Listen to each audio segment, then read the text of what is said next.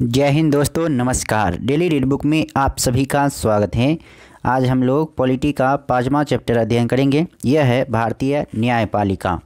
तो भारतीय न्यायपालिका से संबंधित पिछले 20 वर्षों में जो भी प्रश्न पूछे गए हैं आरआरबी, एनटीपीसी और ग्रुप डी में, उन सारे प्रश्नों को देखेंगे। इन सारे प्रश्न आने वाले एग्ज़ाम में रिपीट हो सकते हैं।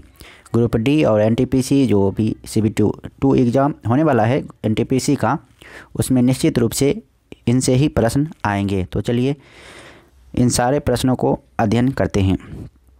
पहला प्रश्न है, सुप्रीम कोर्ट के न्यायाधीशों को शपथ कौन दिलाता है? तो इसका आंसर होगा मुख्य न्यायाधीश। सुप्रीम कोर्ट के मुख्य न्यायाधीशों को शपथ दिलाता है मुख्य न्यायाधीश।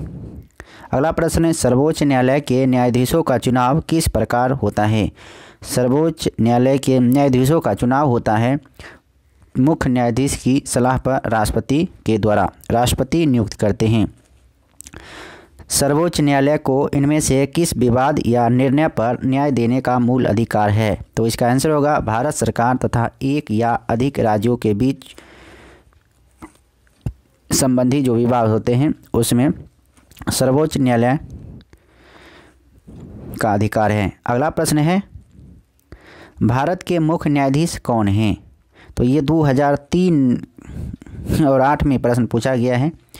तो उस समय भारत के मुख्य न्यायाधीश थे जस्टिस BN खरे, लेकिन अभी वर्तमान में भारतीय मुख्य न्यायाधीश हैं NV रमना। अगला प्रश्न है, भारत के सर्वोच्च न्यायालय का एक न्यायाधीश कितनी आयु तक अपने पद पर रह सकता है? तो इसका आंसर होगा 65 वर्ष तक। भारत के सर्वोच्च न्यायालय का एक न्यायाधीश 65 वर्ष तक अपने पद पर रह सकता है। भारत के सर्वोच्च न्यायालय के संबंध में निम्नलिखित में से कौन सा कथन सही नहीं है? तो 1 नंबर ये सही नहीं है, जबकि कौन सा सही है? तो यह भारतीयों की स्वतंत्रता का संरक्षक है, यह संविधान का संरक्षक है। और अंतिम है, यह भारत के राष्ट्रपति और उपराष्ट्रपति के चुनावों में उठ खड़े विवादों की जांच की अंतिम शक्ति रखता है। अगला प्रश्न है, भारत का सर्वोच्च न्यायालय कानून या तथ्य के विषय में राष्ट्रपति को सलाह देता है। तो इसका आंसर होगा केवल तब जब सलाह मांगता है। और किस अनुच्छेद के तहत? अनुच्छेद 143 के तहत। अगला प्रश्न है, सर्वोच्च न्यायालय में यदि कोई व्यक्ति जाता है तो वह आवेदन करेगा। तो वह आवेदन करता है अंग्रेजी में। सर्वोच्च न्यायालय में कोई व्यक्ति जाएगा तो वह अंग्रेजी में आवेदन करेगा। अगला प्रश्न है, सर्वोच्च न्यायालय के न्यायाधीश के रूप में योग्य होने के लिए एक व्यक्ति को उच्च न्यायालय में 10 वर्षों की न्यूनतम अवधि तक कार्य का अनुभव होना चाहिए। प्रश्न है कि सर्वोच्च न्यायालय के न्यायाधीश के रूप में योग्य होने के लिए एक व्यक्ति को उच्च न्यायालय में कितने वर्षों की न्यूनतम अवधि तक कार्य का अनुभव होना चाहिए? तो अधिवक्ता के रूप में वह 5 वर्ष का होना चाहिए, अधिवक्ता के रूप में 10 वर्ष, और किसी अन्य न्यायाधीश में न्यायाधीश के पद पर 5 वर्ष। तो यह विवादास्पद प्रश्न है, तो इसका आंसर नहीं लिया गया है। अगला प्रश्न है, संघ सरकार द्वारा प्राप्त सभी राजस्व ऋण वसूली डैश में जाता है। तो इसका आंसर होगा भारत की समेकित निधि में। संघ सरकार द्वारा प्राप्त सभी राजस्व ऋण वसूली डैश में जाता है, तो भारत की समेकित निधि में जाता है। सर्वोच्च न्यायालय के जजों का वेतन किससे आहरित होता है? तो इसका आंसर होगा संचित निधि से। सर्वोच्च न्यायालय के जजों का वेतन संचित निधि से दिया जाता है। श्री S राजेंद्र बाबू भारत के वर्तमान संविधान लागू होने से कौन से मुख्य न्यायाधीश थे? तो इसका आंसर होगा 34वें मुख्य न्यायाधीश। अगला प्रश्न है, उच्चतम न्यायालय के न्यायाधीशों की संख्या में वृद्धि करने की शक्ति किसके पास है? तो इसका आंसर होगा संसद के पास। उच्चतम न्यायालय के न्यायाधीशों की संख्या में वृद्धि करने की शक्ति है संसद के पास। अगला प्रश्न है, उच्चतम न्यायालय में मुख्य न्यायाधीश के अतिरिक्त अन्य न्यायाधीशों की संख्या कितनी है? तो अन्य न्यायाधीशों की संख्या होती है 30 उस समय 2008 के समय, लेकिन अभी अन्य न्यायाधीशों की संख्या है 33 और एक है मुख्य न्यायाधीश, टोटल 34 हैं। अगला प्रश्न है, भारत के सर्वोच्च न्यायालय के संबंध में निम्नलिखित में से कथनों पर विचार करें। कथन है भारतीय संविधान के अनुसार सर्वोच्च न्यायालय का गठन किया गया है। वर्तमानतः सर्वोच्च न्यायालय में एक मुख्य न्यायाधीश और 25 समान न्यायाधीश हैं। तो देखिए इसमें ये दो बहुत पहले का प्रश्न है, तो इसको इग्नोर कीजिए। अगला प्रश्न है, हाल ही में सुप्रीम कोर्ट द्वारा चुनाव आयोग के अधिकारों से संबंधित स्पष्टीकरण राज्य के चुनाव के संबंध में मांगा गया है, वह संविधान के किस अनुच्छेद से जुड़ा हुआ है? तो इसका आंसर होगा अनुच्छेद 324 और 174 के तहत। अगला प्रश्न है, किसी उच्च न्यायालय में न्यायाधीशों की संख्या का निर्णय कौन करता है? तो इसका आंसर होगा संसद करता है।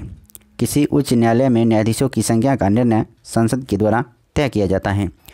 भारतीय संविधान के किस भाग में संघीय न्यायपालिका का उल्लेख है? तो संघीय न्यायपालिका का उल्लेख भाग 5 में है। निम्नलिखित में से कौन महान्यायवादी की नियुक्ति करता है? तो इसका आंसर होगा राष्ट्रपति महान्यायवादी की नियुक्ति करता है, आंसर ए। अगला प्रश्न है, केरल का उच्च न्यायालय कहाँ स्थित है? तो केरल का उच्च न्यायालय है एर्नाकुलम में स्थित। अंडमान निकोबार द्वीप समूह किस उच्च न्यायालय के क्षेत्राधिकार में आता है? तो इसका आंसर होगा कोलकाता के क्षेत्राधिकार में आते हैं अंडमान निकोबार द्वीप समूह। अगला प्रश्न है, इलाहाबाद उच्च न्यायालय की स्थापना कब हुई थी? इलाहाबाद उच्च न्यायालय की स्थापना 1866 ईस्वी में हुई थी। तदर्थ का क्या अर्थ है? तदर्थ का अर्थ है इस उद्देश्य से अतिरिक्त व्यवस्था, आंसर बी। अगला प्रश्न है, दो या अधिक राज्यों एवं या संघीय प्रदेशों के लिए एक समान उच्च न्यायालय की स्थापना की जा सकती है? इसका आंसर होगा संसद द्वारा कानून बनाकर। अगला प्रश्न है, भारत में न्यायपालिका है, तो भारत में स्वतंत्र न्यायपालिका है। न्यायालय के प्रारंभिक क्षेत्राधिकार से तात्पर्य है, तो इसका आंसर होगा पहली बार मामले की सुनवाई की योग्यता। न्यायालय के प्रारंभिक क्षेत्राधिकार से तात्पर्य है पहली बार मामले की सुनवाई की योग्यता। अगला प्रश्न है, कौन सा अधिकार सर्वोच्च न्यायालय से को प्राप्त है? तो इसका आंसर होगा न्यायिक पुनरीक्षण सर्वोच्च न्यायालय को प्राप्त है। किसने लाभ के पद की परिभाषा की है? तो इसका आंसर होगा सर्वोच्च न्यायालय ने लाभ की पद की परिभाषा की है। उच्च न्यायालय के मुख्य न्यायाधीश की नियुक्ति किसके द्वारा की जाती है? तो उच्च न्यायालय के मुख्य न्यायाधीश की नियुक्ति राष्ट्रपति के द्वारा किया जाता है।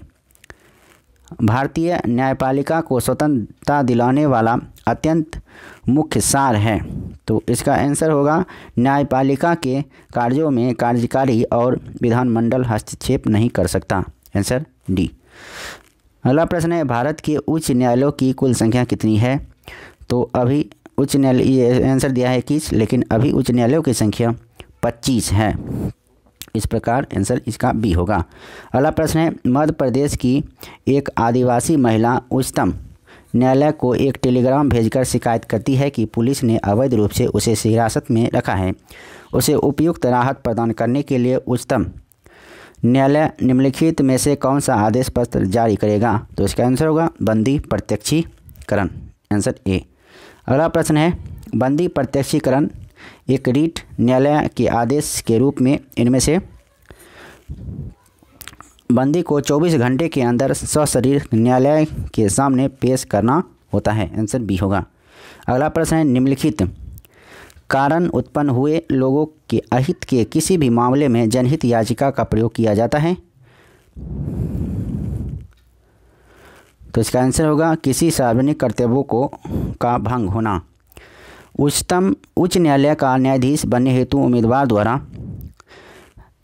किसी उच्च न्यायालय में 10 वर्ष तक अधिवक्ता के रूप में कार्य किया गया हो, आंसर सी।